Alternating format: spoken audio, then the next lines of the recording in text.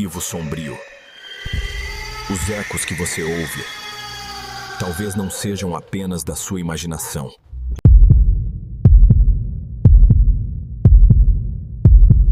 O que você faria se descobrisse que sua paralisia do sono não é apenas um distúrbio neurológico, mas uma porta de entrada para algo muito mais sombrio?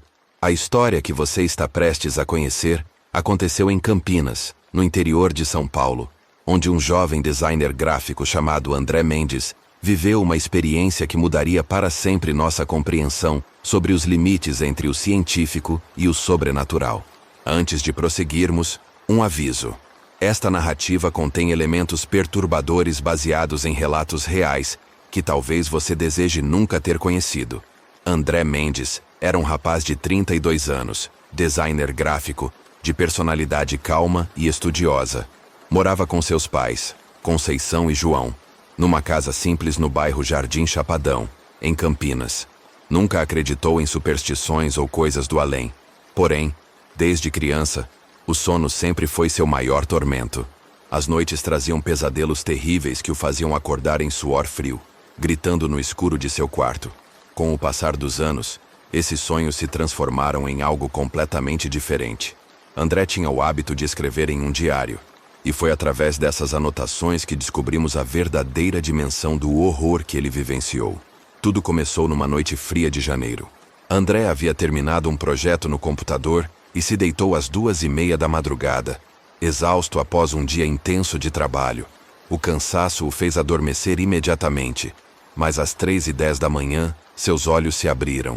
O ventilador do teto girava lentamente. A janela deixava passar a luz amarelada do poste da rua.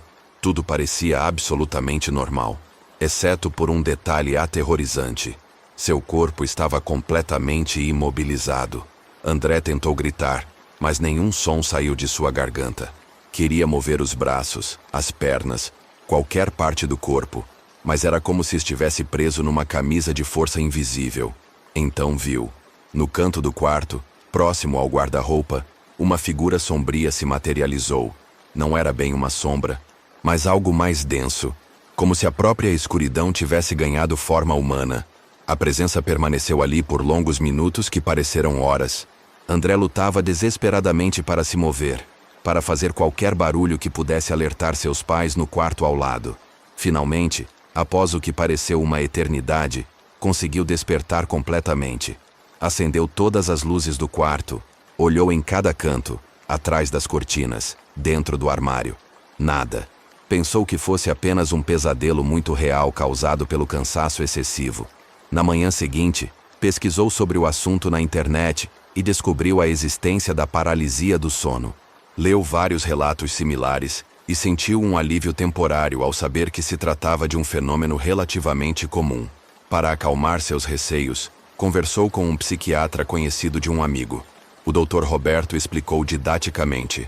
A paralisia do sono é uma condição na qual a pessoa desperta, mas fica temporariamente incapaz de se mover ou falar. Isso geralmente acontece durante a transição entre o sono e a vigília. Ocorre porque o corpo permanece no estado de sono REM, onde os músculos ficam naturalmente relaxados, enquanto a mente já está consciente. O médico continuou.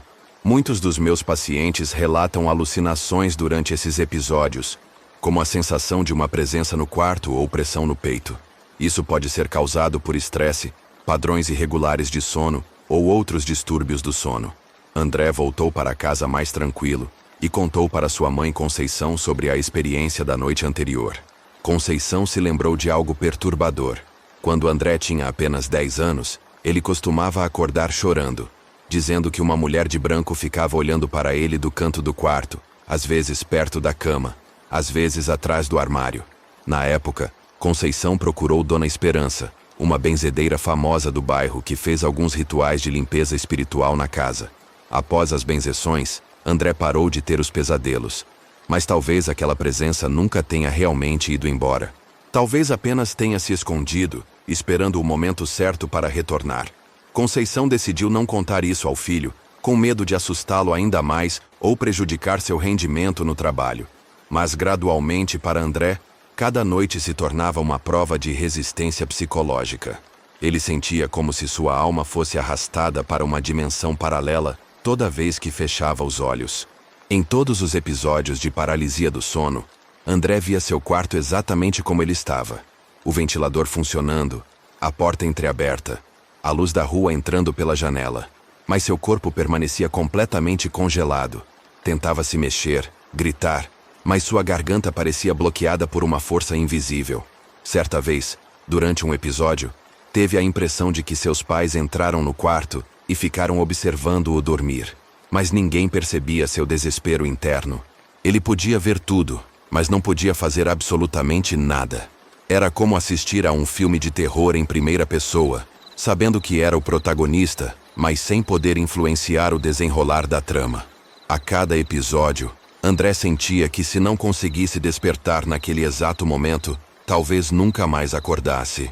E você? Consegue imaginar o terror de estar consciente, mas completamente indefeso diante do desconhecido? Os episódios de paralisia do sono não aconteciam todas as noites, mas vinham em ondas irregulares.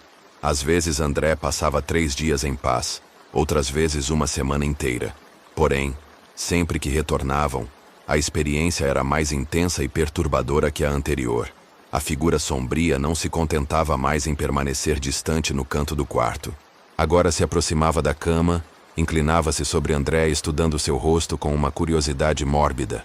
Gradualmente, aquela sombra foi ganhando características mais definidas. Era claramente uma mulher, mas seus olhos eram 2 buracos negros vazios, e seu rosto tinha algo estranhamente familiar, como se André a conhecesse de algum lugar do passado.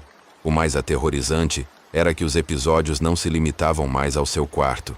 Quando André dormia na casa de parentes ou mesmo em viagens de trabalho, a presença o seguia. Era como se ela tivesse se tornado parte dele, uma extensão sombria de sua própria existência. Durante uma viagem de trabalho para Ribeirão Preto, André se hospedou num hotel simples no centro da cidade. Naquela noite, teve um episódio de paralisia do sono, e mesmo estando em um ambiente completamente diferente, sentiu-se de volta ao seu quarto em Campinas. Todos os detalhes eram idênticos. O ventilador, a janela, até a disposição dos móveis. Era como se aquele lugar o perseguisse, independentemente de onde estivesse fisicamente. Numa determinada noite, André teve um sonho perturbador. Estava deitado nos trilhos de trem abandonados que cortavam a periferia de Campinas. Uma mulher se aproximava lentamente, sua face coberta por fios de cabelo ensanguentados. Ela murmurava algo incompreensível, mas suas palavras ecoavam diretamente na mente de André. Você não vai me abandonar de novo, vai? André acordou com o coração disparado e uma certeza aterrorizante. Aquela voz pertencia a Natália. Natália havia voltado. A partir daquele momento, André desenvolveu uma fobia extrema do sono. Não sabia mais em que cenário iria despertar ou que nova manifestação assombrada enfrentaria. Assim como muitos que enfrentam seus próprios demônios internos, convido você a se inscrever agora no Arquivo Sombrio e ativar as notificações. Só assim, você não perderá os próximos capítulos dessa jornada, pelas sombras que muitos preferem ignorar. A vida de André, vista de fora, sempre pareceu comum e sem complicações. Criado numa família de classe média baixa no interior paulista, filho de João, funcionário da prefeitura, e Conceição, dona de casa. O ambiente familiar era rígido, mas não faltava amor. André sempre foi introspectivo, preferindo livros a atividades esportivas. Na escola, frequentemente era alvo de piadas e bullying. Esses traumas da adolescência faziam com que André tivesse dificuldades para dormir, acordando no meio da noite tomado por ansiedade. Conceição às vezes o ouvia chorando e falando sozinho durante o sono, mas na época atribuía isso às dificuldades normais da adolescência. Na faculdade de design, André finalmente encontrou seu lugar no mundo. Foi lá que conheceu Natália, uma garota completamente oposta a ele, extrovertida, falante e um pouco teimosa. Talvez tenha sido exatamente essa diferença que os aproximou. Pela primeira vez, André sentiu que a vida não se resumia apenas ao trabalho e aos estudos. Natália trouxe cores para a existência de André que ele nunca havia experimentado antes. Ela o ensinava a ser mais espontâneo, a aproveitar os pequenos momentos, a não levar tudo tão a sério. Mas com o tempo, A pressão da carreira e as diferenças de personalidade começaram a criar atritos entre eles. André era obsessivo com os prazos e projetos, enquanto Natália era mais emocional e precisava de atenção constante. Gradualmente, André começou a evitar os encontros, limitando o contato a conversas telefônicas esporádicas. No último encontro deles, numa festa de aniversário de um amigo em comum, Natália fez uma pergunta que ficou ecoando na memória de André. André, você nunca vai me abandonar, vai? André não respondeu diretamente, apenas riu nervosamente e mudou de assunto. Nas semanas seguintes, simplesmente parou de atender as ligações de Natália e evitava qualquer lugar onde pudesse encontrá-la. Sem dar explicações, ele a removeu de sua vida como se ela nunca tivesse existido. Natália tentou várias vezes falar com ele, mas André sempre inventava desculpas para evitar o confronto. A rejeição silenciosa destruiu Natália emocionalmente, e poucos meses depois chegou a notícia devastadora. Ela havia cometido suicídio. Na época, André não assumiu qualquer responsabilidade pela tragédia. Classificou a atitude de Natália como fraqueza emocional e forçou-se a esquecer o ocorrido. Mas agora, quando aquela sombra se materializava sobre seu peito durante os episódios de paralisia, quando aquele rosto se tornava mais nítido a cada aparição, ele sabia exatamente quem era. Seu passado havia retornado para acertar as contas. A mesma dor que ele havia causado, a mesma rejeição, agora se voltava contra ele todas as noites. E você? O que faria se o fantasma de alguém que você magoou profundamente viesse cobrar sua dívida emocional? As experiências de André se intensificaram dramaticamente. Os episódios, que antes aconteciam algumas vezes por semana, agora se repetiam quase todas as noites. Durante as crises, sentia como se alguém estivesse sugando o ar de seus pulmões. Às vezes tinha a sensação de que uma força invisível tentava arrancar sua alma do corpo. Já não conseguia manter uma rotina normal. O trabalho como designer ficou em segundo plano. Comer se tornou um esforço. Conversar com outras pessoas parecia uma tarefa impossível. Enormes olheiras se formaram ao redor de seus olhos, e um comportamento irritadiço tomou conta de sua personalidade. João e Conceição estavam extremamente preocupados com a transformação radical do filho. Levaram André a diversos médicos, neurologistas, psiquiatras, psicólogos. Todos os exames apresentaram resultados dentro da normalidade. Depois tentaram abordagens alternativas, centros espíritas, terreiros de umbanda, padres, benzedeiras. Fizeram limpezas espirituais, orações, rituais de descarrego. Nada surtia efeito no estado de André. Ele se tornou uma pessoa completamente diferente, permanecendo calado e isolado. Começou a ver ameaças em cada sombra projetada na parede, em cada reflexo no espelho do banheiro, em cada canto escuro da casa. Sentia constantemente a presença de Natália rondando sua vida, como se ela estivesse sempre ali, aguardando o momento certo para se manifestar.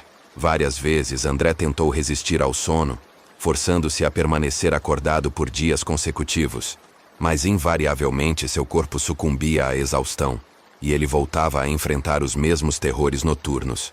Em suas anotações no diário, André escreveu: "Agora sei que ela é real. Não é apenas uma alucinação da paralisia do sono. Natália voltou e não vai me deixar em paz até que eu pague pelo que fiz com ela." Gradualmente, André perdeu completamente o contato com a realidade. Passava horas conversando sozinho, discutindo com as paredes, assustando-se com seu próprio reflexo no espelho. Durante a noite, acordava gritando frases como: "Eu já pedi perdão, deixa eu em paz." Ou: "Eu não queria que isso acontecesse." Sua família não conseguia mais compreender o que estava acontecendo. André não era mais a mesma pessoa que haviam conhecido.